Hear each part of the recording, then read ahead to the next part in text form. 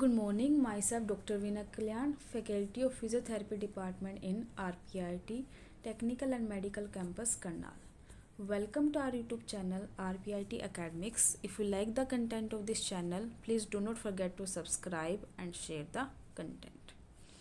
So, in the last presentation, we'll talk about the cranial nerve examination, in which only we will discuss about the first 5 cranial nerves.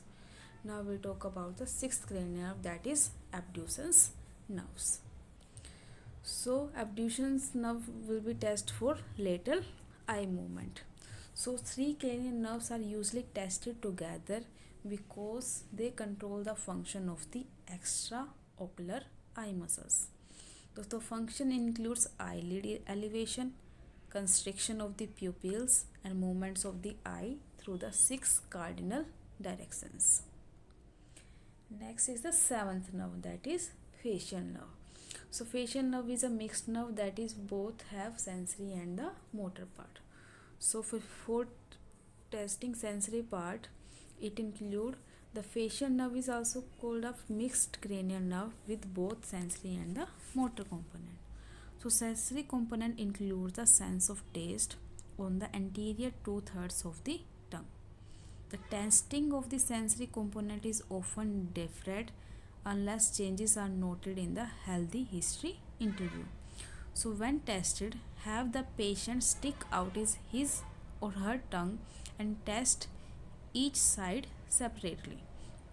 The taste is sweet and pleasant but different from standard sweet taste.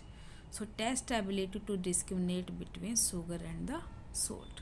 And for the motor part, observe for facial tics. Then ask the patient to perform the flowing movement like raise his or her eyebrows, close his or her eyelids tightly, puff out his or her cheek, smile and frown. Observe for weakness or asymmetry of the muscle movement. Abnormal findings of upper motor neuron lesion, lower motor neuron lesion or a stroke can cause weakness or paralysis of the facial muscles. Have the patient rinse his or her mouth with water between tests. Next is the 8th cranial nerve, which is acoustic nerve. So acoustic nerve have 2 divisions, cochlear and the vestibular. So cochlear division is involved in hearing, which is tested by 2 tests, Weber and the Rins test with the help of tuning fork. And the vestibular division is involved in the sense of balance, which includes equilibrium, coordination and orientation in space. First examines the patient's ear canals for obvious blockage or malformation. Thank you.